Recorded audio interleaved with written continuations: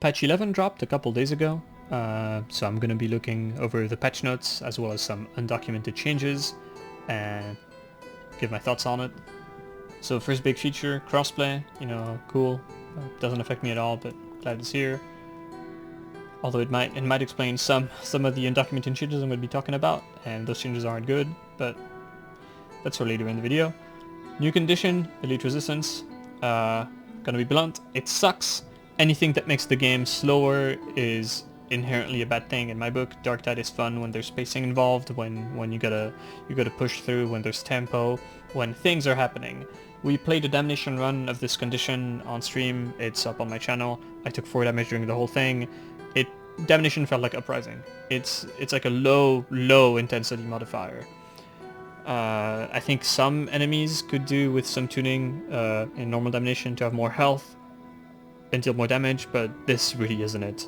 If you don't know the exact health increases, all ambients, all assassination targets, and the demon host to gain 37.5 more health, 37.5% more health. Specials and regular monsters have 50% more health. Horde units have 62.5% more health, and elites have double their health. This is entirely too much. It's ridiculous. It messes with breakpoints in a terrible way. Psyker's Brain Burst is especially affected. The Psyker on my team was not having the best of times. All in all, it's a terrible modifier. The gameplay loop isn't different or more tactical, but it is more slow. Like, Fat Shark, how do you want it to be more tactical if there's less enemies? If I have less things to be thinking about, there's less tactics needed, because there's just so much less stuff happening. It's not good. I liked a couple changes though. I think melee enemies in particular need a strong buff. Like, horde enemies need to be dealing more damage to your toughness. Overall, I think we're currently not being punished enough for getting hit in melee. So that was good. Everything else about the modifier sucks. And it brings up another big problem, which is, despite being 7 months into this game's lifespan, we still cannot pick our own map with our own modifiers. So adding a new condition like this is diluting the pool of modifiers and is diminishing the chances of you playing the modifier you want. So, great. Thank you, Fat Shark. Enclavum Barras, I got to play that. It's a bit better. It's a bit more intense. There is a few more enemies. They spawn from a few more different locations. The event as a whole,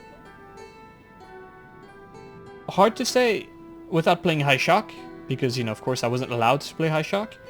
But on normal damnation, it felt like a lot more stuff was spawning, which is good. Of course, I'm holding judgment on how intense the event is until I can actually play it at an appropriate difficulty level. The changes are good.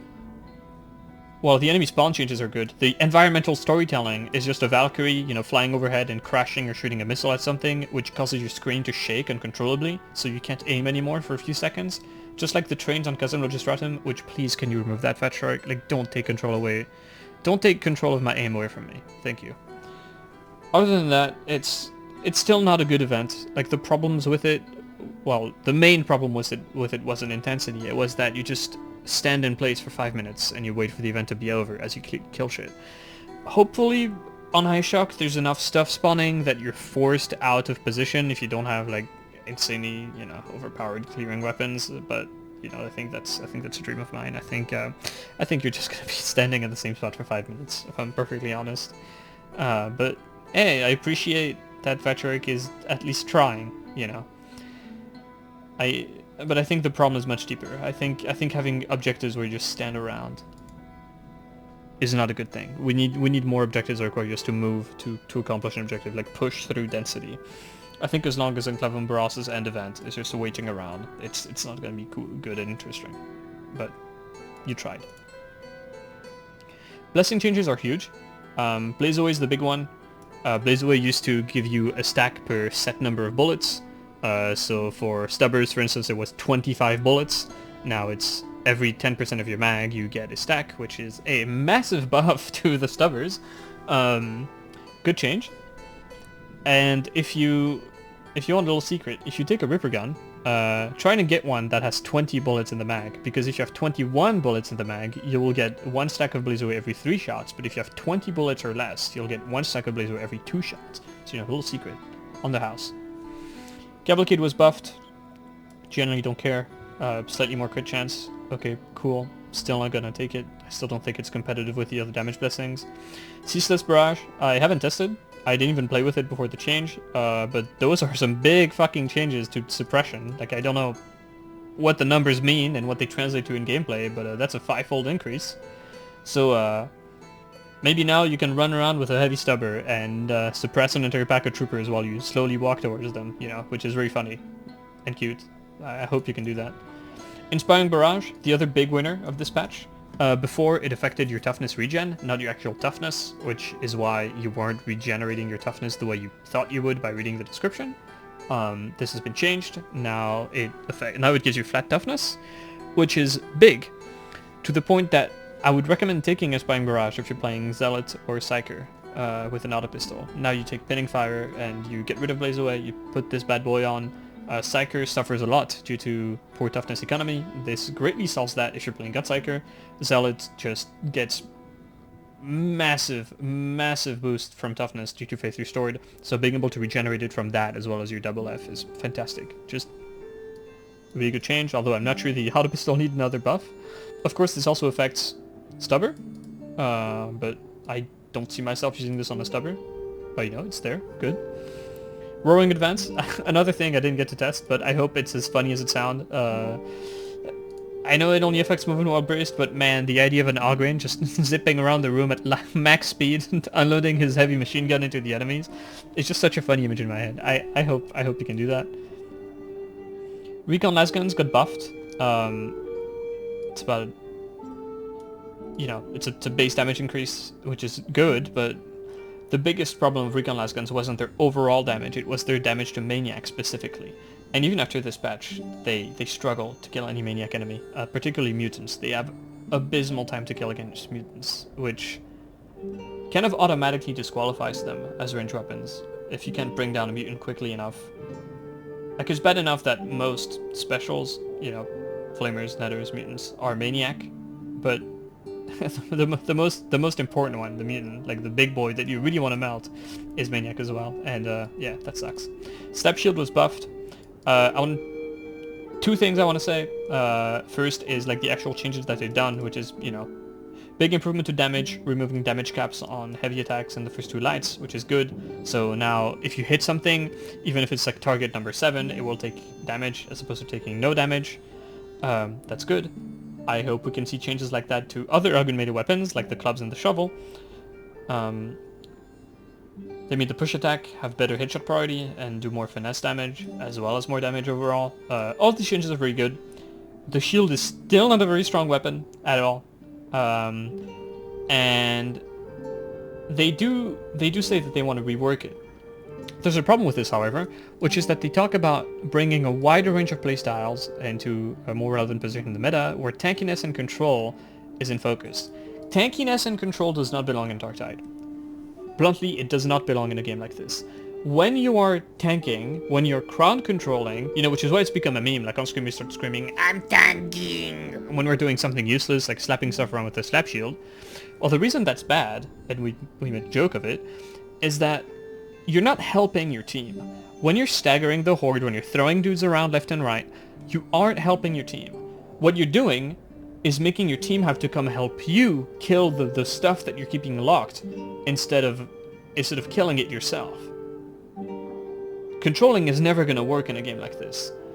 And it's kind of worrying that they see the weapon underperforming this bad. And they understand that it needs a rework, but they don't understand that in order to rework it effectively, they need to move away from this sort of idea that you can tank and crowd control and have anything to bring to the table, because you don't. And that's a problem. That's not good. But good changes. Revolver, big winner of the weapon balance patch. The Revolver is huge now. This base damage increase now means that you no longer need a perking as an armored to one-tap drag shooters. I think you'll body shot them, you know, without perk, without volley, from I think it was 18 meters, which is really good. That frees you up to take something else, like plus Maniac or plus crit chance, which is, you know, massive. Increased Maniac damage, very good. Absolutely huge changes. Increasing the finesse bonus and the weak spot multiplier massively. All these changes combined mean that with the correct setup, you can two-shot a mutant in volley fire if you get 2 crit headshots, which is really cool. I've been playing Revolver a bunch the past couple of days. It feels really nice now. It struggles a bit with ammo if you want to play Guncyker with it, but outside of that, it's pretty good. It's still weird to be able to kill a mutant with a single cylinder. Good changes. Really, really good changes. Now I think it needs an increase to its reload speed and maybe a little bit more ammo. And not Revolver specific, but I think get rid of arm shots. I hate arm shots. I shouldn't be punished for trying to aim center mass. There's no reason for my shots to suddenly deal half damage because I hit the guy in his forearm with a weapon that can shoot through fucking 20 guys. It's ridiculous. I don't like it. Remove arm shots. Other than that, good changes. I'm not gonna go over the bug fixes in detail. It's nice. They're good. Well, not the ones for specific maps. There's a few here that I want to talk about because they're super important. We can finally change our loadout again in the mission ready screen. Thank God. We can finally see boss health bars after being revived. Thank God. They fixed this problem where if you respawned and were ready to revive, you could trigger an event if you spawned into it. Because some events like start as soon as players enter it, like release station middle events. That's like the only one I can think off the top of my head, but that one used to trigger and start spawning stuff even though you're outside of it, just because someone respawned inside it, which was very funny. Now that's been fixed, which is good. Slaughterer no longer gains stacks from grenade or damage over time kills, which I think is a good change. It makes sense to me that, like, for instance, the biggest use for this was taking Slaughterer on a 4-sword and, like, pumping your Ascendant Blaze. I think it makes more sense to shoot out Ascendant Blaze and pump the damage of that with your sword by getting Slaughterer, as opposed to popping Ascendant Blaze, getting Slaughterer stacks, and then, you know, having that pump your Ascendant Blaze some more. I think this is a good change. Fix the bug where sliding into corners you can't stand up and would get you stuck. I am waiting to see that not happen for another 100 hours before I can comment on whether they've actually fixed it or not. They have finally fixed the interaction progress bug. So you've ever had this thing where you revive someone and the bar doesn't display anything? Yeah, that's that. So hopefully it's refixed. They've also buffed the bots pretty dramatically. So they've got increased swag now, and they've got like little headphones that you can't get. And they have more health and more wounds. On Damnation, I think they have 2 extra wounds and like 3 health curios. They have a shitload of health. Which, whatever. This is gonna make DOing more annoying, but hey, I guess if you can't fix the AI, might as well make them tanky. And that's it. That's it for the patch notes. But now I've got some changes that aren't very good, that aren't mentioned, that Commissar Tier brought to my attention. So we were playing on stream today, Vigil Station, as you do, high intensity, as you do. And on the end event, I commented that, oh man, nothing is spawning. This is really weird. And there's a reason for that, which is that Fetchark, in this patch, nerfed Horde composition. So what this means is they've reduced the size of Hordes. So anything that doesn't use like a scripted Horde spawn, I don't know exactly which events are affected or not by this change. Like I just don't know off the top of my head which ones use normal spawn behaviors and which ones use custom Hordes. But basically, here's the changes. So in red, you've got the old values, and in green you've got the new values. What the numbers mean is pretty simple. The number at the top is the lower bracket of how many enemies are spawning in that horde, and the bottom number is the higher bracket of how many enemies can spawn in that horde.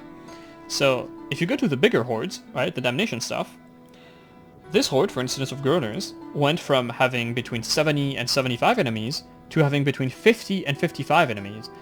That's removing 20 enemies per horde. That's a big nerf. That's a big change. And Tier had this idea, and I think he's right, that they've done this, you know, coincidentally with the crossplay update. And we're pretty sure it's because of the console release of the game that's gonna happen.